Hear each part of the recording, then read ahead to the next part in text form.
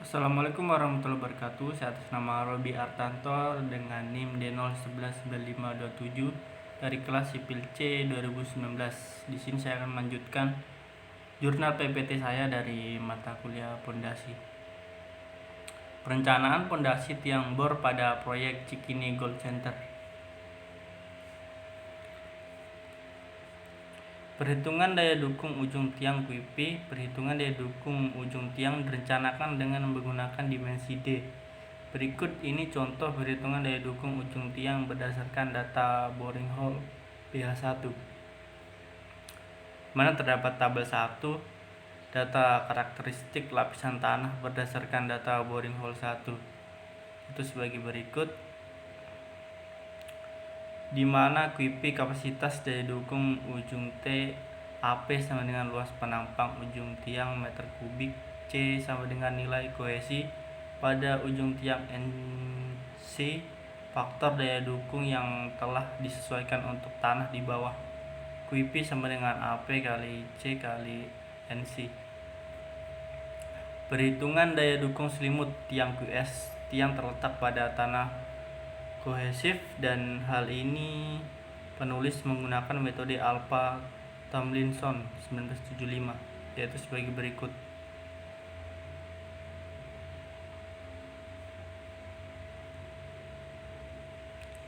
Selanjutnya perhitungan daya dukung ultimate tiang QU. Kapasitas limit neto tiang tunggal QU adalah jumlah dari tahanan ujung bawah ultimate QB dan tahanan gesek ultimate QS antara dinding tiang dan tanah di sekitarnya, dikurangi dengan berat sendiri tiang. Harry Christedi Hardianmo 2006. Maka daya dukung ultimate tiang QU yang didapat adalah sebagai berikut. Perhitungan daya dukung izin. Perhitungan daya dukung izin diperoleh dengan membagi daya dukung ultimate tiang dengan faktor keamanan. Faktor aman yang disarankan oleh Reis dan O'Neill 1989 untuk struktur bangunan permanen dengan contoh sedang diambil faktor keamanan sama dengan 2,5, dimana QU daya dukung total T sama QB sama dengan kapasitas daya dukung ujung T QS kapasitas daya dukung selimut tiang T FK faktor aman. Maka daya dukung izin yang diperoleh berdasarkan perhitungan adalah sebagai berikut, yang terdapat pada tabel 2 daya dukung izin. Selanjutnya perhitungan penentuan jumlah tiang pondasi hasil pembagian antara beban per kolom dengan daya dukung izin pondasi. Berikut ini contoh perhitungan penentuan jumlah tiang pada titik J11. Pada titik J11 perhitungan daya dukung didasarkan pada boring hole BH1 dan beban vertikal yang disalurkan oleh kolom ke pondasi sebesar 421,14 ton, di mana N jumlah tiang pondasi P berdasarkan per kolom, ton QI izin dan daya dukung izin pondasi tiang ton. Maka jumlah tiang pada titik J11 adalah 3 buah. Perhitungan efisiensi kelompok tiang. Pada perhitungan efisiensi kelompok tiang ini penulis menggunakan metode Paulos and Davis. Berikut ini contoh perhitungan efisiensi kelompok tiang pada titik J11. Perhitungan daya dukung tiang pada titik J11 didasarkan pada data boring hole BH1. Itu sebagai berikut, di mana E efisiensi kelompok tiang, N jumlah tiang fondasi. Jadi efisiensi yang diperlukan pada titik J11 adalah 95%. Selanjutnya perhitungan penurunan pondasi settlement. A. Penurunan pondasi tiang tunggal berdasarkan hasil perhitungan dengan menggunakan metode semi empiris S sama dengan S1 tambah S2 tambah S3, di mana S penurunan tiang total M, S1 sama dengan penurunan sepanjang tiang M, S2 sama dengan penurunan tiang akibat beban pada ujung tiang, S3 sama dengan penurunan tiang akibat beban yang diteruskan sepanjang tiang. Jadi penerusan pondasi tiang tunggal yang diperoleh adalah sebagai berikut yang terdapat pada tabel 3 penurunan pondasi tiang tunggal. Selanjutnya perhitungan penurunan pondasi settlement. B. Penurunan kelompok tiang. Untuk menghitung penurunan kelompok tiang, banyak metode yang dapat digunakan. Dalam hal ini penulis menggunakan metode yang dikeluarkan oleh Meyerhoff 1976, yaitu sebagai berikut.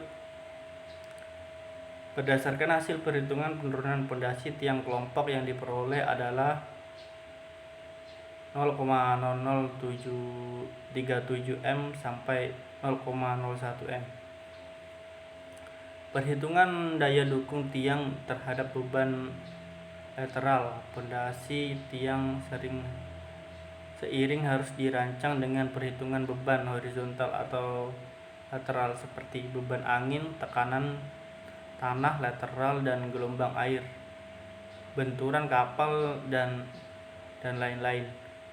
Besarnya beban lateral yang harus didukung pondasi tiang bergantung pada rangka bangunan yang mengirimkan daya lateral tersebut ke kolom bagian bawah. Defleksi yang terjadi akibat beban lateral adalah sebesar 1/4 inch atau 0,0635 M.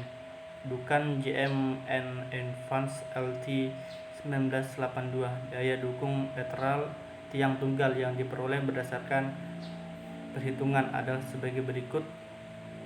Terdapat pada tabel 4 ini daya dukung lateral tiang tunggal. Penulangan pondasi.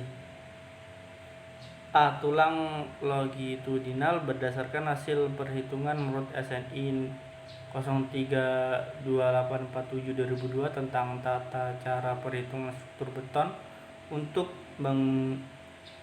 bangunan gedung. Tulangan longitudinal yang digunakan pada pondasi berjumlah 40 dengan diameter 16 mm. B. Tulangan geser.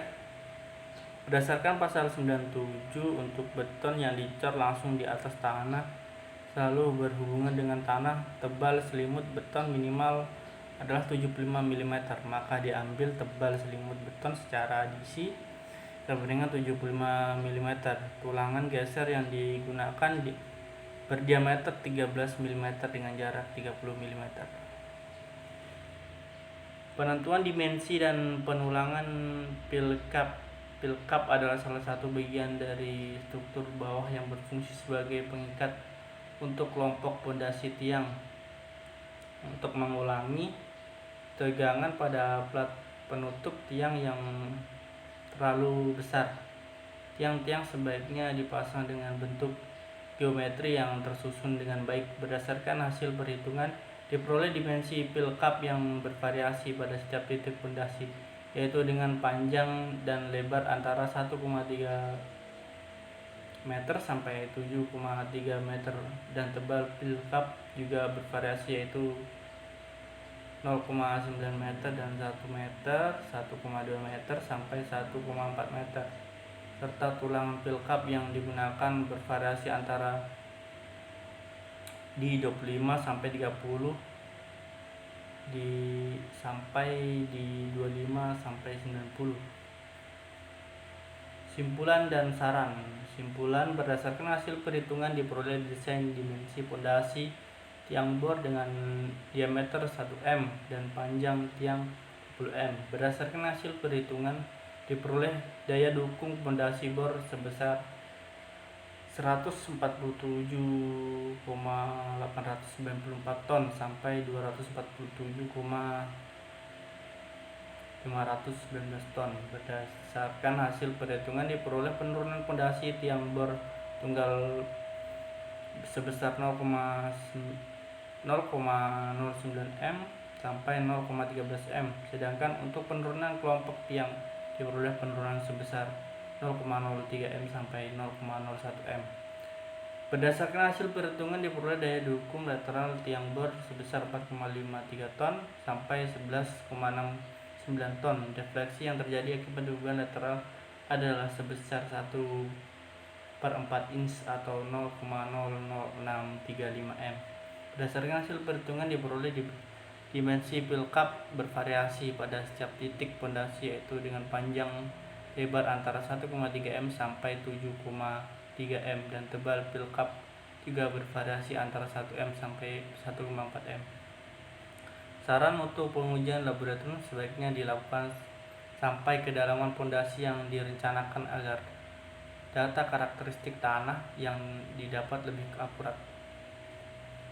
Baik, terima kasih. Itulah yang bisa saya paparkan dari PPT yang ketiga ini. Terima kasih banyak. Assalamualaikum warahmatullahi wabarakatuh.